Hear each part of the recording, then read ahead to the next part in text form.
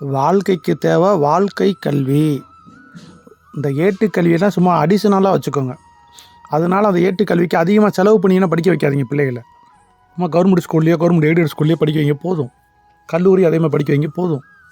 அவங்களுக்கு மொழி அறிவை கற்றுக் கொடுங்க. ஒரு 3-4 மொழியை நல்லா கற்றுக் கொடுங்க. அதுக்கப்புறம் அவங்களுக்கு விருப்பமான தொழில் துறையில் அவங்கள சின்ன பிள்ளைலேருந்தே ட்ரெயினப் பண்ணுங்கள். அதை விட முக்கியமாக அவங்களுடைய உணர்வுகளையும் உணர்ச்சிகளையும் நிர்வாகம் பண்ணுற கலையை கற்றுக் கொடுங்க. அந்த கலையை அவங்களால கற்றுக் கொடுக்க முடியாது, ஏன்னா அவங்களுக்கே தெரியாதுல்ல. வாழ்க்கையில் ரொம்ப ரொம்ப முக்கியம் அதுதான். மனிதர்களை படிக்கிற கலையை கற்றுக் கொடுங்க. அது இவங்களுக்கு தெரியாது. உளவியல் படித்தவங்க கூட, நல்லா கேளுங்க, உளவியல் படித்தவங்க கூட மனிதர்களை படிக்க விஷயத்தில் கோட்டை விட்டுருவாங்க. ஏன் அப்படின்னா இது உணர்வுகள் சார்ந்த ஒரு கல்வி. வெறும் ஏட்டு சுரக்க கறிக்கு உதவாதுன்ற மாதிரி தான் பல உளவியல் வல்லுநர்கள் உலக அளவில் தற்கொலை பண்ணிக்கிட்டு இருக்காங்க.